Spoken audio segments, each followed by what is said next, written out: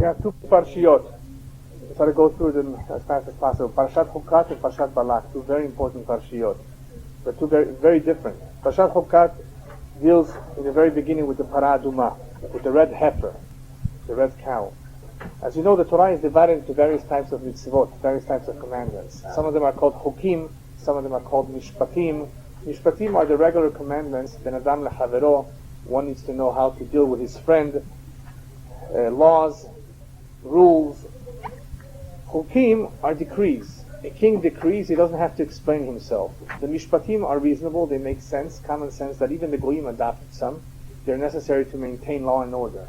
Hukim are decrees, meaning that they don't make so much sense. They're not necessarily reasonable, but they all have a reason.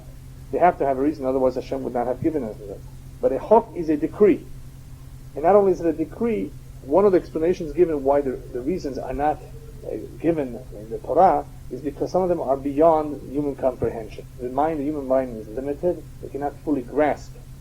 It cannot fully grasp these ideas, these concepts, just like a cat cannot grasp the mechanics of a car. Its mind is limited. It knows how to hunt, perhaps. It knows how to chase rats. Right? It's limited beyond that. So human mind is also limited. One should not think that a man can comprehend everything. It's not true. He's smart. He has an neshama. He has tremendous potential, of course, but he's also limited. So that is the idea behind the hukim. And just to give you a few examples of what hukim are, the typical huk is shatnez, a very typical, classical example. The mixing of wool and linen. Why can't you mix these together, wool and linen? What's so unique about these two? Mamzer, right, is a type of huk. Certain children are considered mamzer, bastards in English, because of the progeny who were being born to an adulterous woman. Why? What's wrong with him physically? It appears to be everything the same. It's a huk. And the same thing with paraduma. How is it that a red heifer, when you burn it to ashes, that those ashes can make someone who's been unclean, the nefesh adam, became unclean because he got in contact with a dead person? This red heifer, the ashes, the process of sprinkling on him the water mixed with the red heifer's ashes, this can cause him to become tahor again, to become clean. How does that accomplish? So this is a huk. We do not know how this accomplishes. We know it works. We know that the king, Borei Olam, the Almighty, decreed, and it works. It was once a story, an individual who happened to be somewhat religious, but still, even religious people sometimes have complaints and questions. They like to understand everything. And this individual apparently was bothered by one mitzvah, which happens to be a huk too. And that was the huk of why can't you use a blade or beard, with blades. That's what they're called, right? Blades? Yeah, right, yeah. Right? Yeah. Razor blade, right? Why can't you use a razor blade? So he meets up with Rabbi Raphael in the street. Rabbi Raphael, what's the big deal? What's the difference? Scissors, blades, why can't you use a blade? So the Rabbi says, I'd love to explain, but it's a huk, and it requires a lot of time for me to sit down with you and explain to you what the Torah perhaps had in, but I'm now in a hurry to the pharmacy to pick up some medication. So Rabbi, he asks, why do you have to go all the way to the pharmacy, which is far away? Why don't you just send a messenger?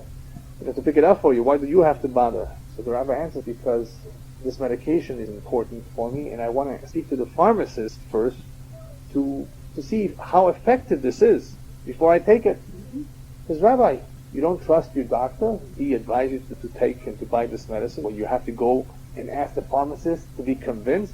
So the rabbi says, that's exactly what I wanted to hear from you. You don't trust the doctor? You don't trust Borei Olam that he gave us the mitzvot, the chukim, mishpatim? He meant it for our good. He knows what he's talking about. He advises that this is what we have to take. All we need is rabbis to explain it a little bit more. Right? But trust the doctor. That should be good enough. But the basic explanation, if you want any simple explanation for paraduma, it has to do with the egg. There is a connection between the gold calf that they made, the mitzvah of paraduma. Like the Midrash says, let the mother come and clean up after. Right? The para is the mother, and the calf with the egel. Let the mother come and clean up. In other words, in this process, there's quite a few ideas. Not just one, Tumah and Tahara. There's also the idea of a tikkun here for the egel hazahav. Hashem accomplishes many things with one mitzvah. Many things, right? And this is one. There's a direct link to the egel hazahav, and just like in the egel, by committing that a sin which involved idolatry, it brought upon a tremendous amount of tumah, impurity on them. This is the opposite. This is supposed to draw out all impurity. So there's a connection between impurity, the egel, between the het itself, between the submitted there, and the atonement that is offered through this procedure. Yes? Depends what. If a person is unclean, needs efer paraduma. That is why we cannot today enter the Harabait, the Temple Mount, because beyond a certain point, clean person, people can enter. And today, since most of us are most likely unclean because we went into a hospital, into a house, we touched dead people, not realized, so most of us are unclean, so we would not be able to until Mashiach comes and they get clean again. So that uncleanliness cannot be just removed, but it requires certain... Anyway, so that's the connection, one of the connections with Parah Adumah and the Egel.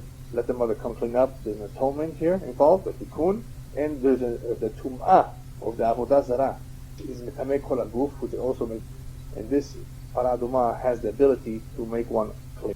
So just a few ideas here of what it means, but it still remains a chok, meaning that there are explanations. Some of them we perhaps could talk a little bit about and see the relationship, but we will never understand how it works, because it's not just that the ashes have an ingredient like Ajax and that removes and cleaning. It doesn't work like that. We're talking about spiritual matters over here.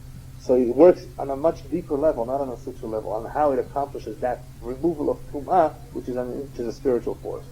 In Parah Adumah, there's another strange phenomena. There is what they call in Hebrew davar v'hipucho, two opposite things. It is capable of cleaning, and it is also capable of making one unclean, the one that had to do with it. And the rabbis learn from this that just like it says Zot Chukat Torah over here, and it's talking about the Parah Adumah, Chukat Torah, in the Torah you have the same Chukat, the same qualities that you have in Parah Adumah. Just like Parah Adumah can make someone clean, the Torah has a tremendous power that if you use it properly, it becomes Sam Hayim. It becomes a potent of life. Or it can misuse, it can become Sam Hamavet. It can become dangerous poison. What does Sam Hayim mean? It doesn't necessarily mean that it gives you long life, even though that also is true. There are certain mitzvot, be'arachta, lengthen a person's. Sam Hayim means that when a person sits down and learns Torah, it gives him life. It fills him with happiness, it charges his batteries. He's a whole different man. A person sits down to learn Shiur after a tense day, after a day full of worries and problems. It has the ability of meshivat nafesh, of enlightening him, elevating him to great heights, and that is it gives him life. Sam Hamavet, however, is the exact opposite. A person who did not have direction and studied Torah and has all that in him, that can destroy him. You had a lot of people who studied, but they were misdirected. And that Torah was to their detriment. It hurt them. Torah is very powerful, like nuclear energy. It depends on how you harness it, right? Good things, or it could be explosive. It could be destructive. So the same thing with the Torah. So that is the resemblance between Torah and Parah Adumah. The Parah Adumah has two opposites, and so does the Torah have a tremendous koach of purifying one, but giving him making the Torah that he learned a Sam Hayim, a formula of life, or a Sam Hamav Chalila, which could destroy him. Okay, next point. In Parashat Chukat, we find the incident of the people complaining about the manna. V'nafshenu katza b'lechem ha'kelokel. En lechem ve'en mayim. We're sick and tired of this manna. The manna was the greatest thing that since sliced bread. Yeah, that expression. Yeah. Man, you know what man is? Came down from heaven. You didn't have to work hard for it, and it had all the flavors and taste, whatever you wanted, even filet mignon. Everything you wanted to. So what? Besides the Midrash says they didn't have to go to the bathroom. No diarrhea, no constipation, no problem, no colic, no ulcers. Right? Perfect food. So what do they complain? What happens after they complain about this lechem hakelokel? Hashem sends the serpents in many of the Jewish nations until Hashem tells Moshe, make yourself a snake from copper and raise it high, and whoever was bitten by the snake, if he's still alive, and looks at the snake, just by looking at the snake, that will kill him. So the first thing we have to understand is over here, why does Hashem send snakes? Why does Hashem punish so severely the people who complain about the man and did not do so complaining about water? Why is complaining about the man more serious? Obviously, why? Because mine there wasn't any. And there were points where there was no water. Right? So it's a legitimate thing. Kadosh Baruch Hu, of course, expected them to have some bitachon, some faith. If I hold it back, it's because I want you to pray, I want you to ask nicely. That's all. Get used to it. When you don't have something, you ask. And you ask nicely. You don't complain. Where is it? So here, to complain about a lack of water is not the end of the world, but to complain about the amount which they had on a regular basis, it came in front of the door, in the front steps, like the milkman. Yeah, they used to deliver it in the old days, the good old days. So what's wrong with this? So the rabbis tell us with the man, it was a serious punishment, a very terrible complaint, because it demonstrated that they were kfuyei tova. Kfuyei tova is one of the most terrible characteristics that a person can have. It means to be ungrateful. That means somebody did something good for you, something good to you, and you don't recognize it. Then there are people who are worse than them. You know what they are called? Meshalem ra'a tachat tova. They harm you instead of paying you back a favor. That's even worse than kfuyei tova. Kfuyei tova is bad enough. He's ungrateful. He doesn't thank. He doesn't acknowledge it. Meshalem ra'a tachat tova. If you have people like that, what can you do? Right? Yeah. It's very similar. Yeah. So this is a midah of kfuyei tova, of being ungrateful, and that is a terrible thing. What is a person who's ungrateful doing? What is he thinking? After all, somebody did do him a favor. What's going on in his mind? What's the psychology of a person who's ungrateful? So I explained it once. The word kafui tova, kafui, means to cover up. To cover up, or to place upside down. What does a person who's ungrateful do? He covers up the favor. In other words, he ignores it as though it didn't happen. He tries to ignore it. That's how he's able to live with it. How could you live with it if somebody did you a favor, saved your life, right? How could you live with it and not thank him? Well, people have different problems or why they don't want to thank, but in order to not thank, they have to cover it up. When a person covers up, what is he saying to himself? Either he ignores it, that's one form of covering, or worse than that. The typical kfuyei tova says, it's coming to me. Zemagiali. It's coming to me. What he did to me, it's coming to me. I once helped him too. You see how the Yetzirah? Oh, he's rich, exactly. He's okay. It's no big deal for him. Kfuyei tova, he covers it up, right? As though it doesn't exist. He minimizes it for whatever reason. So the psychology, in order for a person to live with this, after all, it's a favor. You find the Yetzirah works not in every individual. In some people have this weakness. He can afford it, like you said. He gave me $100 gift, and there are some people who are worse. He's cheap. He could have given me something more. Right? You probably know people like that. Yeah. Incredible what goes on over here. It's just being thank you. Say words of thanks. And this happens with Borei Olam too, unfortunately. Very sad. That's their Yetzirah. Everybody has a different Yetzirah. Baruch Hashem, not too many people have this one, but some people are always miserable. They're never happy. Kfuyei tova, along with that. That is why this is serious. This showed a tremendous lack of gratefulness, but he did so much for you. Be grateful. The man is the greatest thing. The Goyim would love something to have something. You wouldn't have to work hard for food. So Hashem sends the Nachashim. The Nachashim is midah keneged midah. What do snakes have to do with food? Because the first snake was a kafui. The first snake in the incident of Adam Arishon, the Nachash HaKadmoni, you have there a whole story of kfuyei tova. That whole chapter is kfuyei tova. Adam Chava. Be grateful, be thankful, right? Hashem is speaking to you. You have everything you need, right? Don't rebel. And the Nachash too, why are you going against the commandments of Hashem? So these are kfuyei tova. So midah keneged midah. Hashem brings the Nachash. He is the one to bite. But why is he the one to bite? So the rabbis tell us, don't ever make the mistake that the Nachash memit, that the death comes from the bite of a snake. It's not the bite of the snake. It's the het. A het memit. Rabbi tells us, Lo ha-nachash memit, achet memit. The snake is not the one that kills, it's the sin that kills.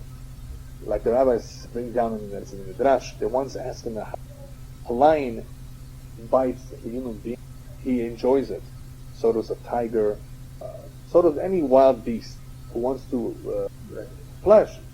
What benefit and pleasure do you have by biting a human being? They asked the Nachash.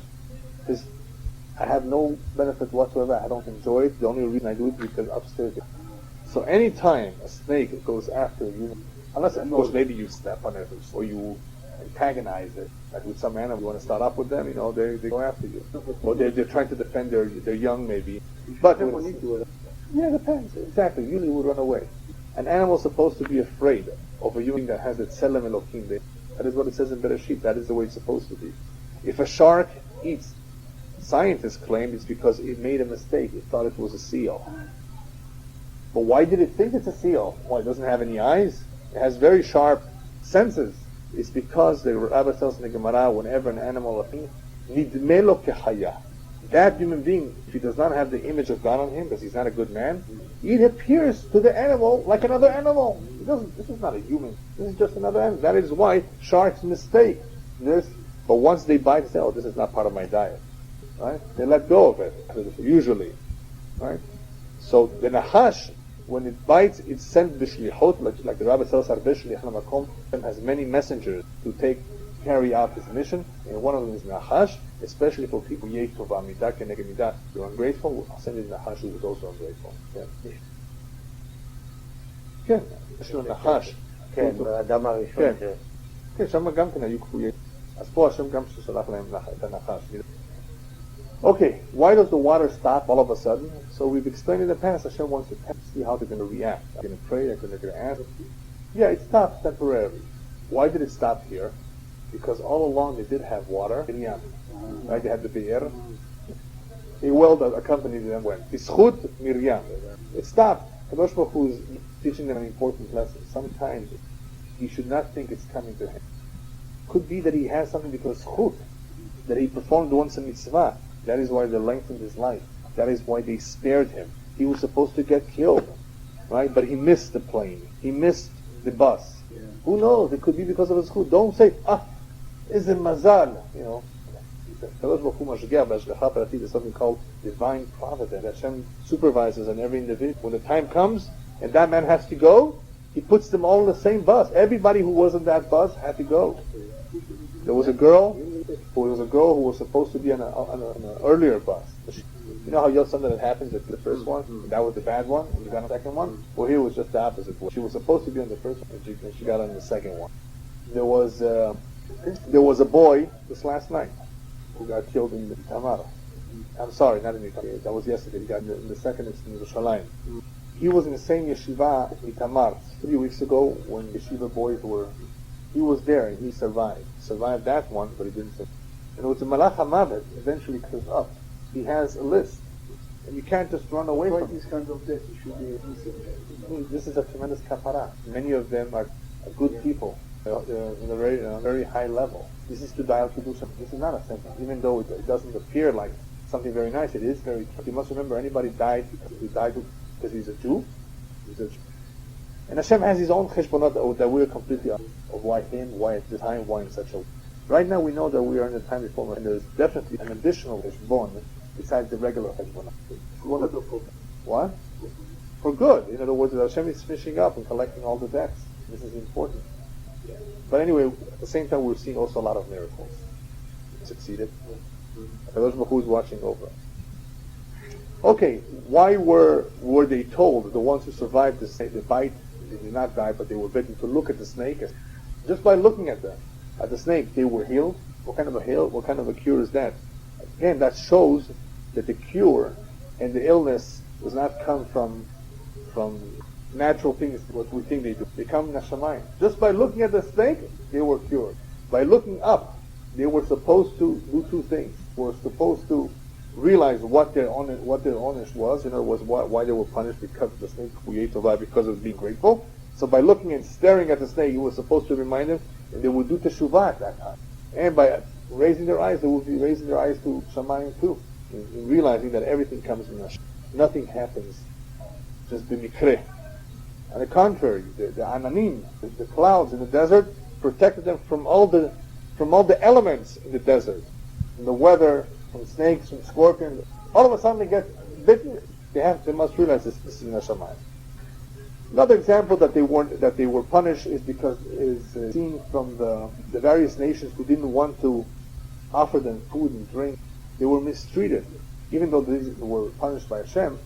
The fact that you're being mistreated, it should also not be taken. It's also an punishment. In other words, I do not find favor in their eyes. I'm not liked. What do you think anti-Semitism is? There's various roots to it. There's various, of course, explanations. But the main explanation is because we don't behave ourselves. So Hashem has to use them as provocateurs. In other words, to remind us, do what you're supposed to do. It's not going to send the enemy after you. That's the main root of anti-Semitism. Even though Esav sonel Yaakov, Esav hates Yaakov, and there's also jealousy. But it would not succeed. He would not be able to carry out his hatred. He would not be able to go after us unless Hashem allows it. So when they go after us, they mistreat us. Even with the Arabs today, it's a siman that we're doing something wrong. Not just because they hate us. We lived very well with them in Morocco, in Iraq for many years. Farouk. Things were okay. Right? Things were okay. Yeah, we're okay. Normal life. Yeah, you see? Nothing. Iran also, nothing wrong. What happened? Yeah, what happened? Everything turned over because Hashem has a hashbon. Hashem sends them and reminds them. Sure. So that is the idea of looking at the snake, remembering what was done wrong, or taking a look at all these nations, how they're dealing with you, how mistreating you, and realizing that something that you did is. If a person would take his time and analyze this, he would be able to figure out a lot of things. People don't think. That's the problem. They're busy working, sleeping, working, sleeping. They don't think what's going on. That's why they don't realize, and they complain when things don't go right. All right, next point.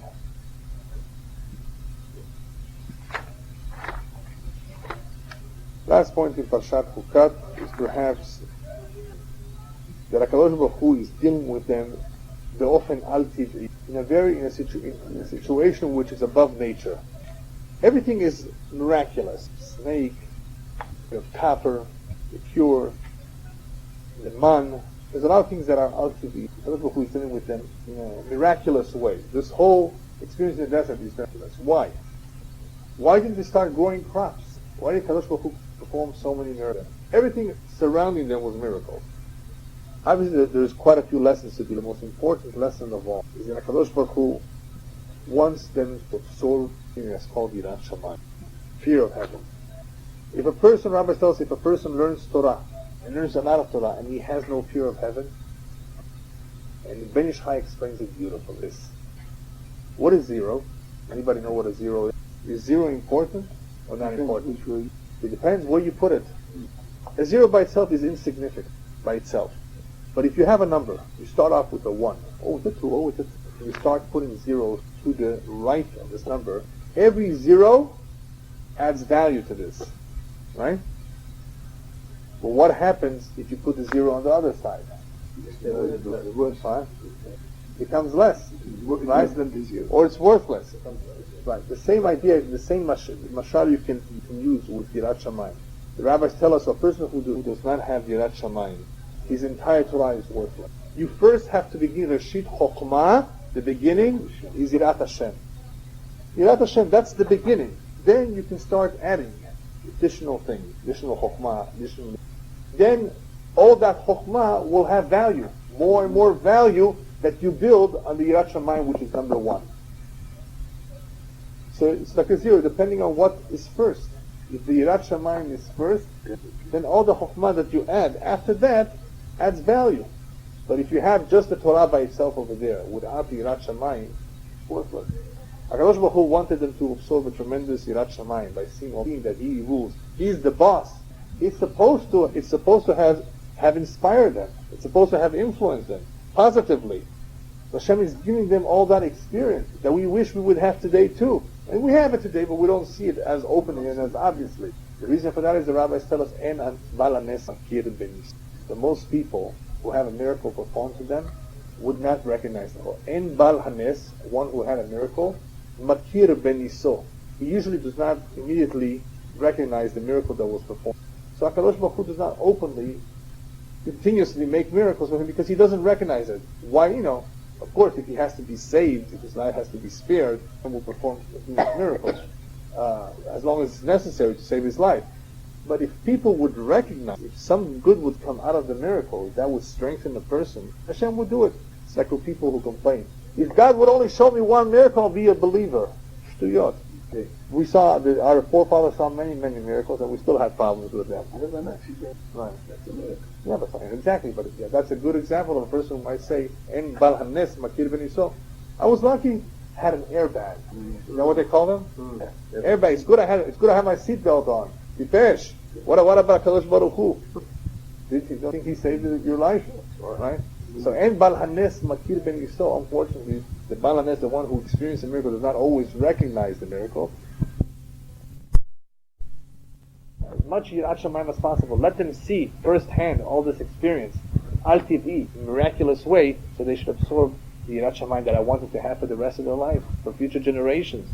Right? What do we do today? There are many ways that a person can increase his Yirat Shamayim. One of them is by reading stories about miracles, stories about tzaddikim. Yeah, it's Musar, Yirat Shamayim, see how they led their lives, see the chesed and tzedakah that our forefathers they did. It. This is a source of inspiration. Yeah. Right, exactly. Right, that's what we need to do today, whatever we can to strengthen that Yirat Shamayim in us. Okay, perhaps before we go to Parashat Balak, if you want to know why, one of the reasons why Moshe and Aaron were punished for hitting the stone, even though there's a whole explanation of what went on there, it's because that was an opportunity to instill even more Yirat Shamayim in it. All they did was talk to the stone. But by hitting on the stone, they minimized it or they diminished the greatness of the miracle that it would have been had they just spoken to the stone. Yeah, of course. Yeah, we're not getting into explanations, but the fact is the same, that they diminished what could have been a tremendous or greater Kiddush Hashem than just by hitting the stone. Hashem commanded them to talk to it. Right. Okay, let's quickly go to Parashat Balak. This is the parasha, one of the parashot of Mashiach. Tremendous amount of prophecy here. That if you read the Midrashim, you'll be surprised in all the information that is available here. Okay, first question, Parashat Balak. Something strange has happened. We have Moshe, we have Miriam. They're Nevi'im, they're Jewish. For the first time in the history, well, even though before Nebuah did exist, after the Jewish nations formed, we all of a sudden had a Goy who was a big Navi, not a small Navi, a big Navi just like Moshe, and in some ways even greater than Moshe. And what does Hashem do? Hashem uses this Navi to give prophecy to Israel. A lot of the prophecies about Mashiach comes from this Goy. Interesting, no? Hashem, of course, obviously is using another source of prophecy, not just our sources, our Nevi'im, our tradition tells us what will be with us. Even the Goy is admitting to it. Hashem is using the Goy to tell us, hey, this is true. This is true what you have. How many Christians today are saying the same thing? Everything is coming true for the Jewish people, right? They're coming back to Israel. They're saying things and they're seeing things that even some Jews are not seeing. So Hashem is using that source to further confirm and to remind us that what has been promised to us is very true. Unfortunately, well, I don't know if unfortunately, but the fact is that even though this man has a tremendous amount of nevuah, these two individuals, Balak, especially Bilam, are also both hypocrites. They know the truth, and they still try to rebel against Hashem. He still goes against Hashem's wishes. Deep inside, he wanted to curse Am. Tremendous hypocrisy. The root of this hypocrisy, despite the fact that he knows the true level, is a prophet. How could you explain it? How do you explain something like that? Navi, who knows, who speaks to Hashem, there's only one answer. If you ever want to know how a great man falls, kinat, ta'ava, bekab, one of those three. Any man, no matter how great can be, will fall because of one of these. Right? They drive him from this world.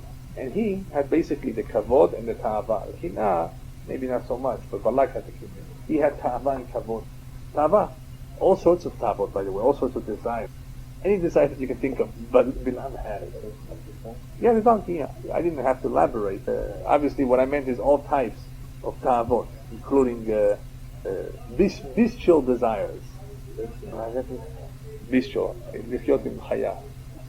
Anything that he could get his hands on. Yeah, obviously he did that to him. But still, there was a ta'ava too. Anyway, so HaKadosh Baruch Hu reveals to us the hypocrisy of Bilam, the hypocrisy of this, and all of that as a result of these three characteristics that amongst humans, and whoever has them, no matter how great he is, can come tumbling down. A lot of times with priests, and most recently with priests and bishops. No matter how high you up on the ladder, if you have these problems, in the end you'll come crashing down. God says you can. Yeah. Okay, so what is Balak trying to do? Balak is trying to use Bilam in a very ingenious way to hurt the Jewish people. Paro couldn't do it. All the other nations with Amalek is having time. Balak thinks of a different way. I'm going to use Kelala, I'm going to use a curse. They believe in this. These things are true. There is such a thing called Ain Hara, evil eye. These things can work, can have an effect. And he hires the best man for the job. He hires a hitman called Bilam, right? To go curse Am Yisrael. Why does Balak do this? Obviously, he realized that nothing else helped, nothing else worked. This nation is me'al hateva. You can't fight them with arms. They are supernatural. They are me'al hateva. So you have to fight them also with me'al hateva. You have to fight them with a greater force. And he attempts. And what happens? He sends Bilam to curse them. Just come out blessed. Now, besides the fact that Hashem overturned the curses to blessings, from the blessings themselves, the Rabbi tells you to see, you can tell what he originally had in mind, right? Because the blessings were the opposite of the curses, you can tell from the blessings what he originally had in mind. What he originally had in mind was to destroy the Jewish nation, and he picked on those things that he knew are the weak spots. That if they do not hold on to the Torah, right, they would self-destruct. That will weaken them if they would do it, right? So he looked for a way of weakening the Torah, as an example, of weakening the tzniut, the modesty among them. Those are the areas that he tried to attack. Of course, the opposite came out. The Matovu Ohalecha Yaakov Mishkenotecha Yisrael is an example of how beautiful are your tents, the tents of Jacob. In other words, all the Batei Knesiyot, the Batei Midrashot, where Jews are praying and Jews are learning. This is the strength, one of the sources of strength of Israel. That this protects them, this holds on to them. And Chazron, if you weaken them, you're weakening the whole nation. And Hitler Machshemon knew this. Get the rabbis first, he told his people. Get the rabbis. Because the Jews, without the rabbis, without their leaders, without the Torah, they're going to be nothing. They knew these things. They knew that the whole koach of the Jew was in the book. And what happened in France? They burned the Gemarot. What do they care about books? What did the Greeks want? We're not going to go after you and kill you or put you in Qatar. Just give up Shabbat. Give up Brit Milah. Give up Torah. Go to the gym. Build up your body and your muscles. Where does that come from? From the Greeks. Work on your physical body, not on your spiritual body. You only live once, right? You heard that? You heard that one? That's all Greek. It comes back in a different language, right? You owe it to yourself, right, Moshe? You owe it to yourself. Go take a vacation. We won't charge you interest for the first 3 months. Then you pay for it. אבי, הגרמנים גם ידעו ביום פורים, והיו תולים 10 אנשים דווקא באותו יום. Yeah. Sure. Anyway, so as a result of the intention of Balak and Bilam, by seeing what they intended to curse, we know where our strength lies. They did us a favor. We know where our strength is right now. Okay, Bilam does not succeed. So what does he do? Balak does not succeed. So what do? So at the end of the Parasha, Bilam tells Balak, I'm going to give you, my curses didn't work. Try to get these Jews to fall in the trap of immorality.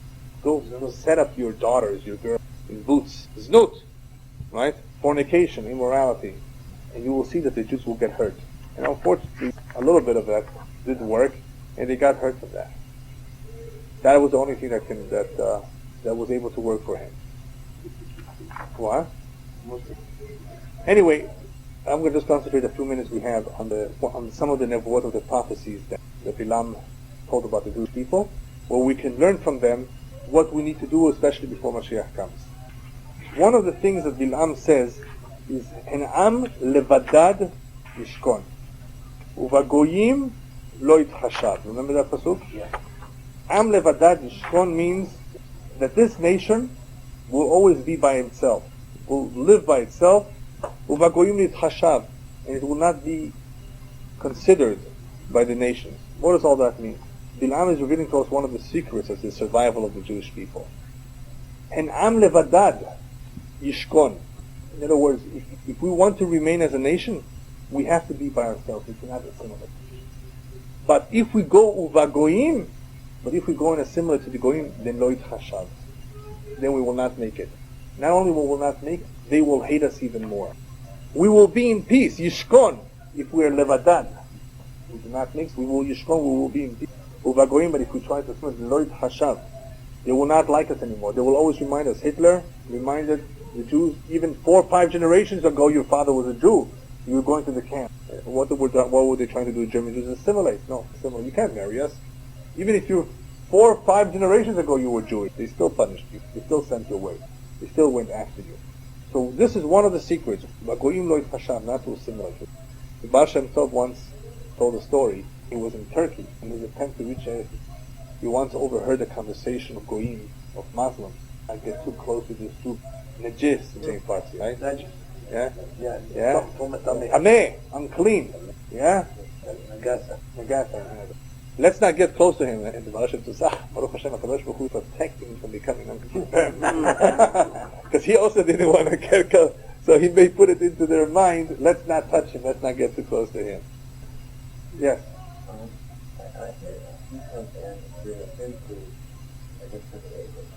Yeah, sure. All the time. Sure, they're trying to attract us. It falls us away. Okay, another idea of Goyim lo yitchashav is another point that is brought down, is that Hashem is promising us that we will never disappear from the sea. The Romans disappeared, the Greeks disappeared, right? The big empires, they came. And Am levadad yishkon uvagoyim lo yitchashav. Only Am levadad, only Am Yisrael itself will remain forever, eternal. It will not be like the rest of the nations of the world. Lo yitchashav. It will not be considered. It will not have the same history as the rest of the world, especially if we follow the Torah. We will always be around. It's just another point that's mentioned. We see that coming true today. We're still around. We're all going back to Eretz Yisrael. Everybody else is falling apart, disappearing from the city. Okay, another point, a real quick point here, is that towards the end, Bil'am says, Mevarchecha. Right, 1 second, let me find it over here.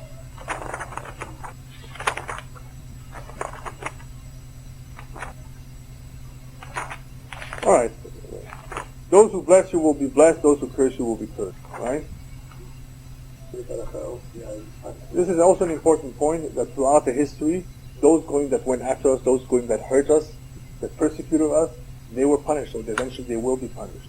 Those who helped us, including all those Hasidei Umot HaOlam in World War II and IV, those Goyim who risked their lives to help a Jew, they're on a tremendous level. So those who bless you, those who help you, will be blessed. In every nation that hosted Jews immediately became a superpower when the Spanish king, later the Portuguese king, relatives of the Spanish king, and that's why Portugal had an exposure, because of Spanish influence. They regret it till today. But anyway, when the Jews were expelled from the Iberian Peninsula, from Spain, where did they go? Some went to Morocco, many of them went to Italy, but the majority went to Turkey. Why? Why was Turkey was so good to them? The Turkish king said to Spanish, they're crazy to let the Jews go. Right? They are the ones that are going to bring success. Let them all come to my country. And Turkey became an empire after that, right? Spain and Portugal went down. America too. America opened up the doors and they went up. But I don't want to tell you what's going to happen next. Right? Everything that goes up comes down. Especially right before the king Mashiach is going to be restored. Everything else. Nothing lasts forever. So even though it's been going on since 1770 and it has prospered, and this country of course deserves prosperity because of some good things, nevertheless there are many not too good things happening that Hashem is not tolerant of. It will sovel certain things and this will not last forever, unfortunately. Especially when you're dealing with the relation people. I don't know how accurate it is, but I was told that Clinton was told by a priest, be careful with the Jews. If you help them, you will succeed. If you go against them, you will fall. And initially, I think he listened, but in the end, look what happened there. What? Yeah, he failed miserably in many ways. Because he went against Hashem's wishes of what to do with Eretz Yisrael. Yeah. Okay, maybe we'll finish with the last point of Mashiach. Bil'am says, Ar'enu velo ata, Ashurenu velo karov.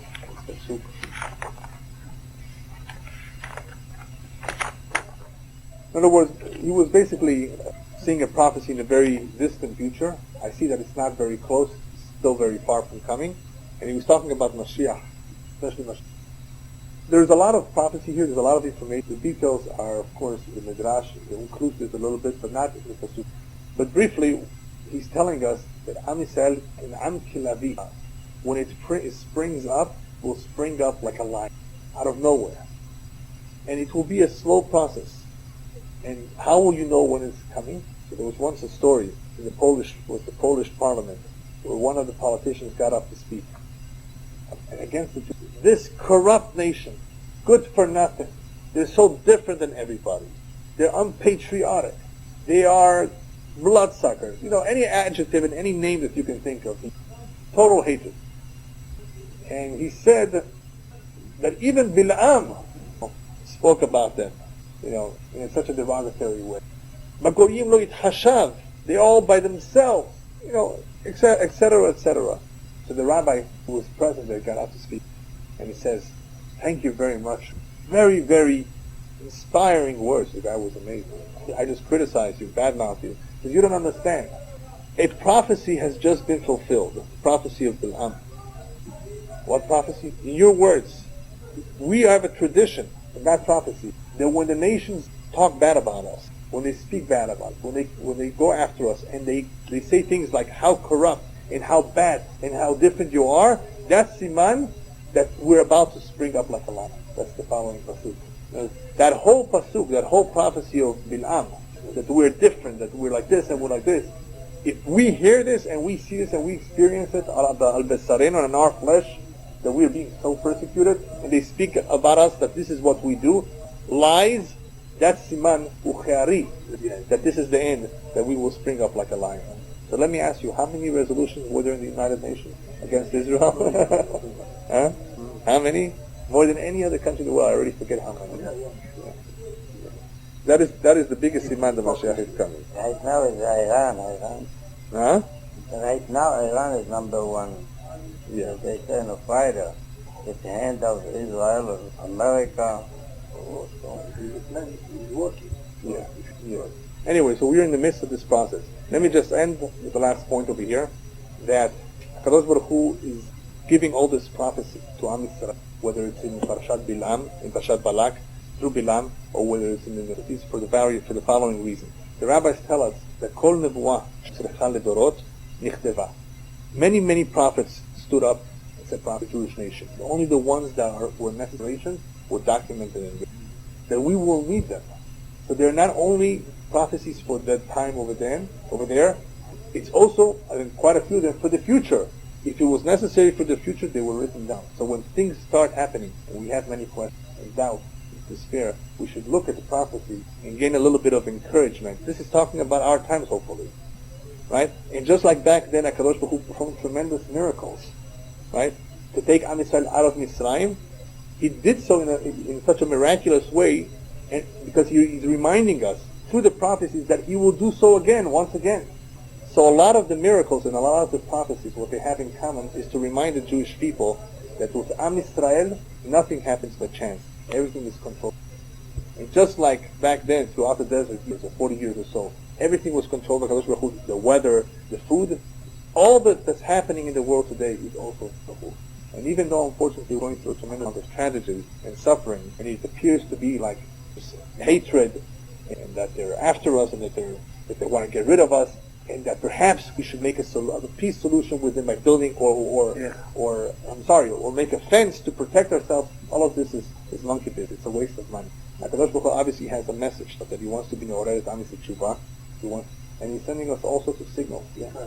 And unfortunately, that is the most saddest thing of all. The religious people are trying to give ideas. Let's be tough. Let's throw them out.